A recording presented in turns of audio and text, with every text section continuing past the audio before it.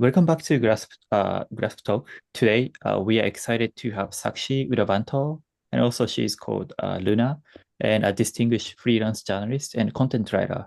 So Sakshi has worked with top brands like PayPal, Mozilla, BigSync, and Business Insider, and delivering exceptional SEO and marketing content. So with a background in journalism from Michigan State University and a degree in psychology from the University of Mumbai, she combines her expertise in consumer psychology with her writing skills to create compelling narratives. And today we'd like to ask her about how to create compelling content for stories, and also all about SEO, content marketing, creativity, and so on. So welcome to Graph Sakshi. Thank you for having me. It's a pleasure to be here. Thank you. So, first of all, I introduced you briefly, but could you introduce yourself, to the audience or people who don't know you yet? Sure. So, first of all, thank you for the lovely introduction. That was really nice. Basically, I'm a writer and I have done a lot of creative projects, including digital marketing, content writing, web copy, social media marketing, digital marketing, PR. So, basically, I would say if you need words, I'm the person you want to call. So yeah, and like you mentioned, I've worked with a lot of big brands like PayPal, Mozilla, Business Insider, NBC, Investopedia, Digital Trends, Android Police, Chicago Tribune. So I have a vast experience. And because of my background in psychology, I think it helps me to find ways to connect better with the audience. So instead of just putting words out there that there's just so much content out there. People don't want to scroll and scroll and scroll. So I can help you find ways how to engage the audience's attention, how to capture their interest, how to find the target demographic. So these are some of the things I specialize in, but I'm a very versatile person in terms of what I have done so far. So I'm always open to seeing what's out there. I see. Interesting. Yeah. I think, yeah. I know your career, so what made you think, I want to be a writer? So what was the first trigger or opportunity to become a writer? Well, I've always been a creative person ever since I was a child. I used to write at a really young age. And I remember when I was in school and one of my poems was published online. And that was the time when internet was not a big deal. So it was like very few people had Google and computers at their home, and my stuff was online. And that was like an awakening for me. Like, hey, like the stuff I'm creating is going beyond my diary and it has a place somewhere. People love it. There's an impact to what I'm creating. And I kept on pursuing my creativity and I never viewed it professionally at first. But people really enjoyed my work. I kept getting calls and emails and texts, and people wanted me to write for them. And some of them wanted to pay me. So I was like, why not?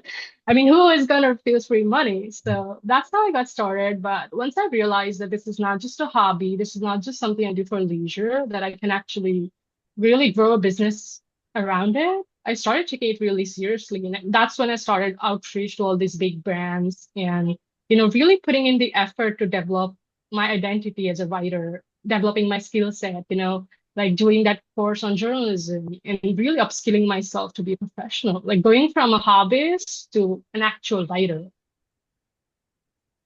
It's interesting. So yeah, continuing what you like to do, well, continuing following your curiosity, so helps you open up your career or path. That's really interesting. Then so yeah, you like to write a lot, and so yeah, people want to pay for you, but so you went to a university, right? So and you majored in journalism. Is No, that I right? actually have a degree in psychology, and journalism was just something I pursued like on the side because at that point I was still planning to be a psychologist, and writing was just something that I thought would be like a hobby, like a creative project, like just like having a blog or just putting it on social media. Like I did not know this could become so big. Like people like PayPal would contact me asking me to work with them. Like I would have never imagined that. If you asked me as a kid that you're gonna work with PayPal, I would have been like, no, no, no. Why would PayPal want to work with me? So that was not a idea that even occurred to me. So I was planning to be a psychologist, and that actually helped me in writing so much because, like I mentioned, I can like my background in psychology helps me understand like how can we reach the audience beyond the words? Like what is the emotion here? Like what is going to motivate them to whatever, subscribe, buy your product, read your page, things like that. I see. And that's impressive that you have worked and helped many brands like PayPal, Mozilla, Business Insider, and so on. How did you get that job? I mean, did they reach out to you because based on what you wrote in the past? How did you get those many really great brands and their work? Yeah, so I think a lot of it has come from my portfolio because at first I just wrote for everyone because I was so new to the industry. I did not have the experience, the connection because nobody in my family does this. So I did not have those contacts that could, put me in a good job or something like that. So I basically had to start my business from scratch and really build my identity from nothing. So I used to work for anybody and everybody who would pay me for it, but that really helped me build my portfolio. And as I started working for better and better brands, I feel like it's also the relationships I built with those people because I think there's just so many writers out there. There's writers from every country at every skill level. So how are you going to stand out? And it's not just about skill because what I've found is there are some really skilled writers out there, but they're not very good to work with. So they are missing deadlines or, they don't understand what you're looking for. And that is something that I've really paid attention to early on. Like I would always submit on time. And if I knew I cannot make your deadline, I would let you know and I would work on a solution. Like I would try to go above and beyond to maintain the relationship along with the project. And I feel like building those relationships and having that strong portfolio are the two things that really help because that's when people started talking about me to their networks.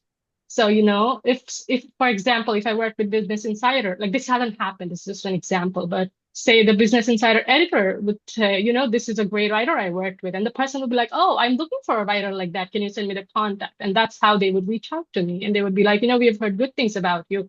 Would you like to work for us? So I think, again, it's a combination of me having very strong clips, like portfolio to back up my experience, but also focusing a lot on building those relationships. See. And and as a, let's say if I want to be a content writer or freelance writer, then where should I begin with? I mean, Writing. oh, Yeah. right, right. Okay. Writing. Like start writing. I know a lot of people are like, oh, I want to be a dancer, I want to be a singer, I want to be a writer. Like, what should I do? Write, sing, dance, like do what you want to do. Like, you have to practice, you have to put in the work, you have to develop your skills. And you have to stop being very precious with what you do. You know what I mean? So for example, if I just started dancing and I'm like, oh, I cannot put a video online, oh, I cannot dance in front of anybody, I don't know how I'm gonna grow like that. So I know a lot of people who write, but they're like, oh, I cannot put it online. Oh no, I cannot show this to anyone. And like that's just not gonna work.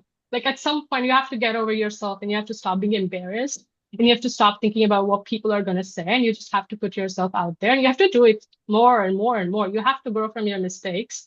You have to write for small brands, big brands. You have to write. Like that's the biggest advice. Just write and don't be so afraid of rejections. Like I email Business Insider and if I would have thought, oh, they're not going to work with me, oh, they're going to say no, I wouldn't have that byline today. But it's because I sent that email and they said yes. You just don't know what's going to work out for you. You have to write and you have to put yourself out there. I see. And also you have Medium account, right? And you have 1,000 followers now. And do you think writing on Medium or Substack, those platforms help your career, like as a writer? Mm, Yeah, I think that was because it gave me a creative space to explore my writing skills. So, because if you see my stuff in Business Insider or Mozilla, it's professional, it's a little academic, business-like. It's not very creative always, but I also needed a space to like use my creativity, like talk about books and movies. I do a lot of movie analysis, cultural analysis, or like things about psychology. I wanted to dive deep onto those topics. And initially in my career, like I said, I did not have those contacts. Like I couldn't just call like New York Times and be like, hey, I want to write about relationships. Like they would be like, who are you? So I needed a space to build myself up. And that's when free platforms like Medium and Substack and just starting your own free blog, like they're so helpful. Because first, it gives you the confidence to start putting your content out there. Because even if nobody sees it, at least it's out there. You can share it with friends and family. You can ask people for feedback And the second is it helps you understand how audiences actually perceive your content. So if you upload a lot of stuff on relationships, but nobody's reading it, but if you upload something on, say, finance, and it goes viral, like that kind of gives you an idea, like, okay, maybe my audience is interested in these topics, and it really helps you build that skill set, I would say. I see. At the same time, nowadays, there are many like a platform, like writing platform, like Substack and so on, so that, like anyone can be their own media, right? Meaning in case of Substack, they can, if they are writing something about, as you mentioned, like a finance and technology, and some people pay to you so that, you can be independent writer and, earn some money from readers directly and so on. Have you ever thought about that way? Not becoming, becoming a freelance writer to some brands, but having your own Yeah. brands. Yeah, I think that was always the plan because I think when you're working with clients, there's always restrictions. You have to do what they want. You have to follow their style guidelines and you have to follow their rules. And they're very specific on what they want. And that can be sort of restrictive for your own creativity. And you cannot express your own style. You cannot do what you want. You have to do what they want. And I feel like I really want to hone my own creativity and build my own brand. So I've always wanted to have my own platform and like maybe not even just text, maybe like a podcast, maybe like a YouTube channel, maybe a Substack. Like I'm very flexible with what format, but I think everybody should have it, even if you're not making money out of it, even if it's just a hobby, a side hustle. I think it really helps you build the confidence and skill set. Just being regular, being consistent with posting, building some sort of leadership, improving from your past work. I think it's so valuable, even if you're not making money. And if you're making money, that's like a bonus. I see. Yeah, interesting. And also you have worked with many brands, right? So as you mentioned, and have you found any common points working with them? I mean, each brand has, as you mentioned, their own branding style, branding guidelines and so style guideline and so on. But they need your help, right? Meaning they are struggling with something. So have you Yeah. found any common mistakes, that those brands do or something? Anything you have found so far? Yeah, I think if we are working with bigger brands, it's like there's so many people involved. There's just too many people. It's like one person gives me the topic, somebody else is giving me the outline, and somebody else is my editor, somebody else is fact checking it. And there's just like 10 people telling me to do, and it's not always aligned. So somebody will be like, expand the introduction.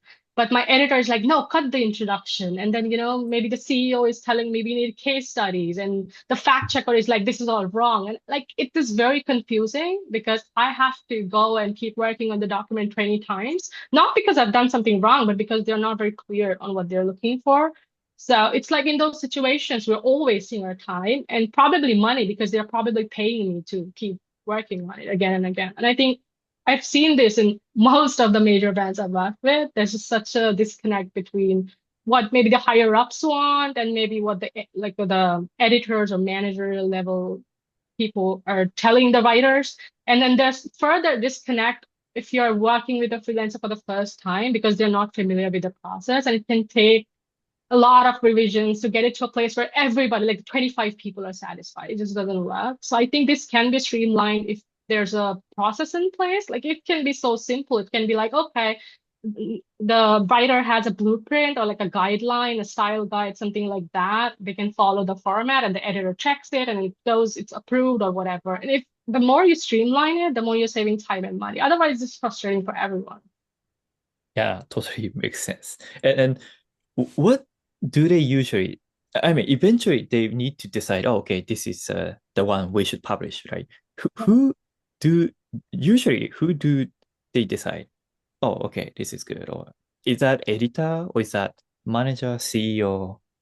I'm curious Um, about the process. That's really on the company. I mean, there are some companies where editors have the final say because they are the ones working so closely with the content. They know what the audience wants. And in a lot of companies, it's the editor who will say, no, this is what we should do. But also, a lot of companies will be like, no, whatever the CEO says, that's what happens. Like, I do not care if an editor says we want this. The CEO says this, we want this. So yeah, it really depends. Interesting. So yeah, how long does it take to like the article? So one article, so in general, so on average, so among those big brands or major media. It really, if you ask me like how long an article takes for me to write it, I think it Mm. depends on just so many factors. Like, are there interviews? Because a lot of my articles will have interviews with experts. So from scheduling the interview, like getting those responses into the article, and sometimes it's just very scientific. Like a lot of work that I've done for Big Pink, one of my articles was about a science paper. Like I had to take information from the science paper, and of course I cannot write like that because nobody's going to understand it. Like the average reader cannot understand something so academic. So I had to sort of do a lot of background research and condense the information into like simple and interesting language. I think those pieces can take a lot of time. But then there are also very simple articles like, I don't know, how to protect your mental health. And that's just a lot of basic information, especially because I have a psychology background. It's a lot of stuff that I can just write really, really fast. So it depends, I would say. Depends. Yeah, okay. I Yeah, see. but so yeah, listening to like background, like yeah, CEO is asking or editor is declining, something like that. Yeah, it I should take think some like yeah. no, I think those really only happen when there's a large team. So if you're just working with like mid-sized companies or like publications, like not brands, but publications, like say Business Insider, I think there the process is more streamlined because the editor assigns you stuff and then they will publish it, and there's not a lot of back and forth. But I feel like brands in particular that don't have a very strong publishing unit, that's where I've seen this problem. Okay, makes sense. Yeah, interesting. Yeah, this is just like, general question, but so when you are writing a draft and so article, so where do you write it? Like in Google Doc or Word or, Microsoft Word or like any other specific tool? I think Google Docs has been the most helpful so far, especially because of the syncing features. Because, sometimes I'm writing on my laptop and I have to step out and I can just continue elsewhere. Or maybe I'm on my computer and I find some information related to the article. I can just add it on my computer and it just syncs everywhere really fast. And also the track changes, like you can see what edits were made, when they were made, or you can leave suggestions and comments. I think that's just so helpful. Yeah, I good. see. But at the same time, you need to go through the research process, right? Meaning you mentioned, you interview people and collect some information from the web, academic papers, and so on. Mm. Where do you keep the information? Like, do you put all the information in the same Google Docs, or do you use, I don't know, Google Spreadsheet or Google Keep, Mm. Notion, etc.? Yeah.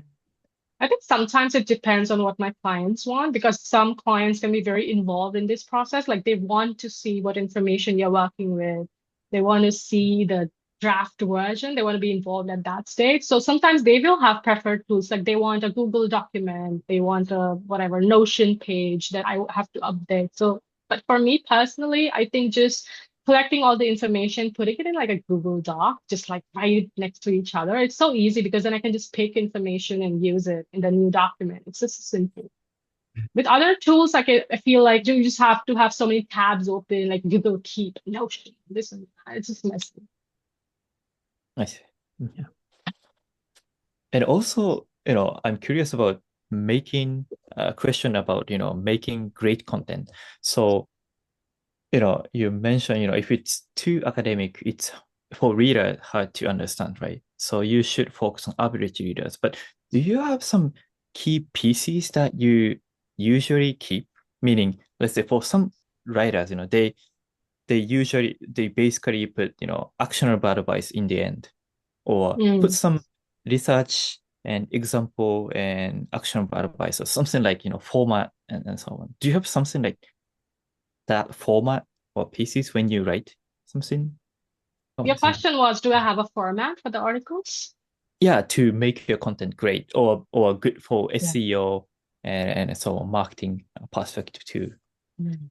So I think that would depend what kind of article. So if it's like a tips article, like 5 tips to make your resume look good, something like that, I think those do so well with the takeaway section. If you can just sum up all the advice at the end or at the beginning, I think that works really well.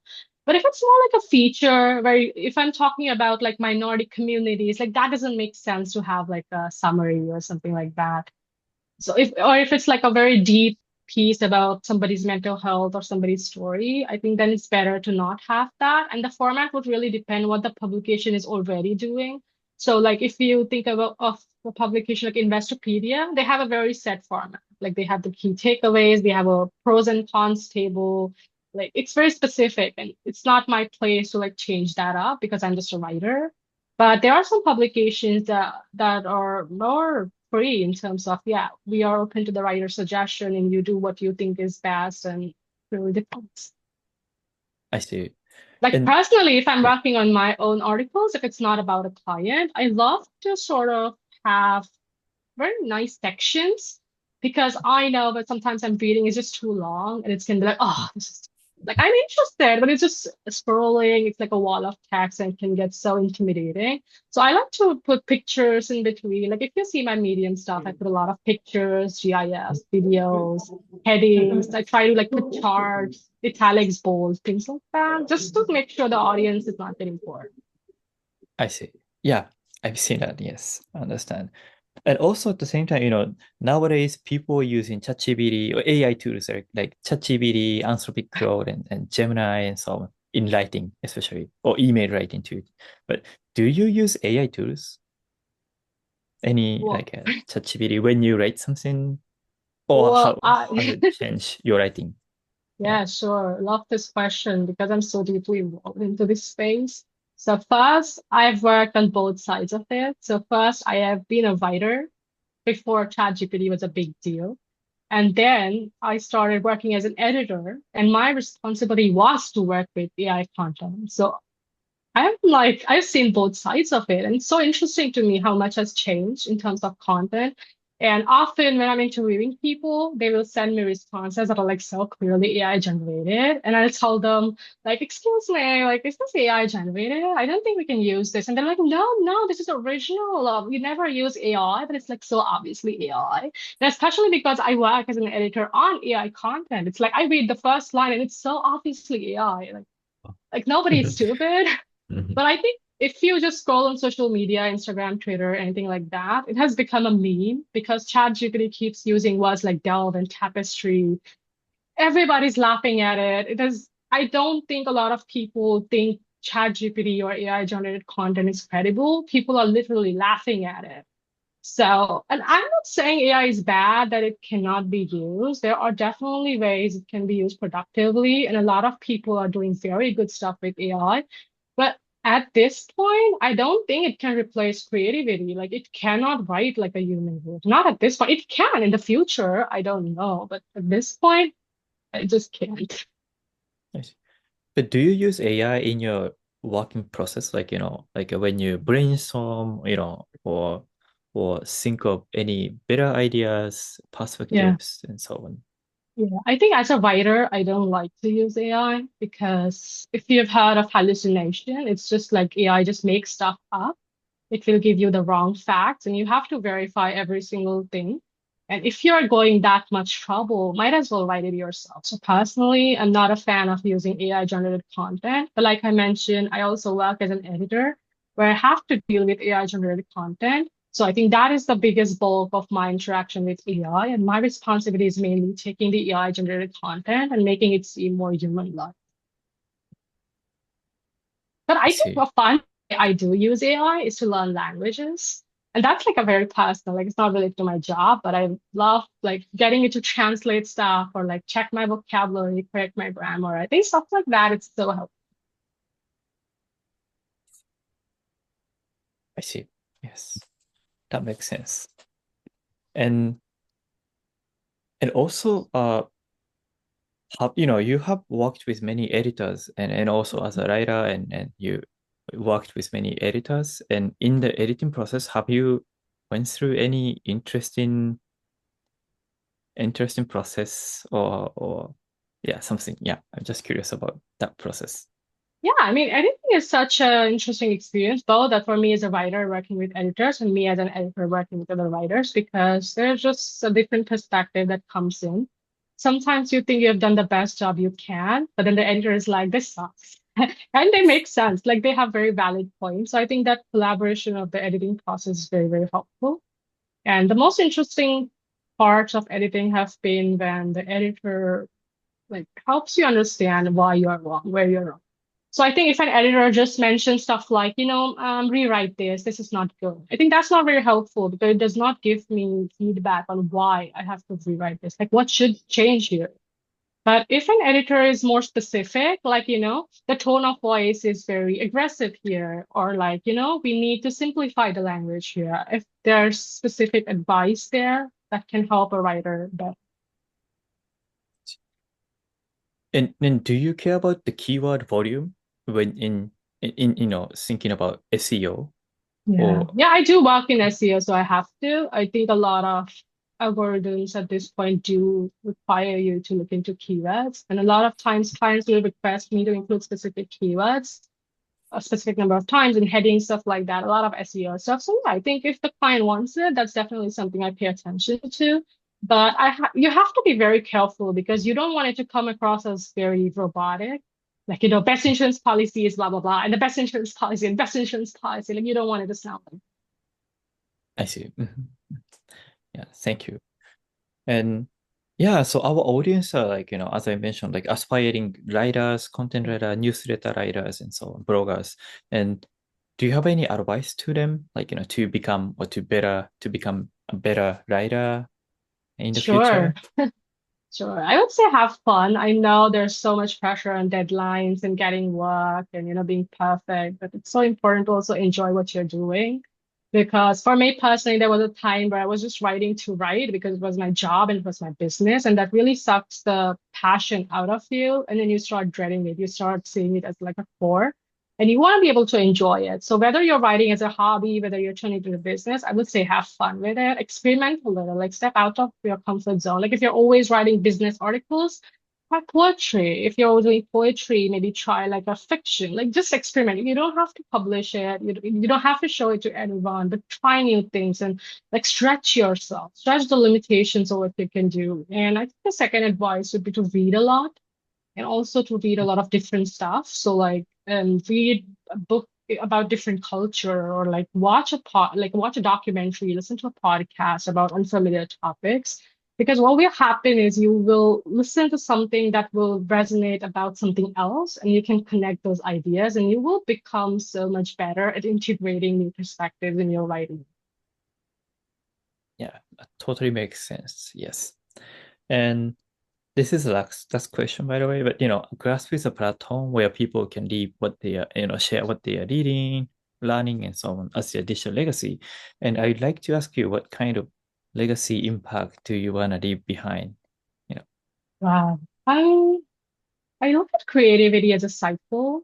So, when I listen to my favorite artists talk about how they became artists, they always mention, he or she inspired me, or I was inspired by this. And they grow up to become artists. And then I grow up watching them. I'm like, wow, this person inspired me. And then now when I put out content, sometimes I'll get emails or like messages on social media, like, oh, your work really inspired me to write. And I'm like, you see how that continues. And then that person is going to write something that's going to inspire somebody else. So I think the biggest like long-term vision or like a legacy, if you want to call it, is for me to be like my best creative self and put a lot of creative work out there so other people can like get inspired by it. Like they see it and they're like, this is possible for me. Like, I can do this too. Like, I don't have to just write in my diary. Like, I don't have to keep stuff hidden. Like, I can put it out there. And, people like me are doing, like, if maybe you relate to me because I'm a woman or you relate to me because of my ethnicity, whatever, you feel represented. You feel like, somebody is doing it. And you feel like it's possible for me to. And I want that creative cycle to continue as long as I can.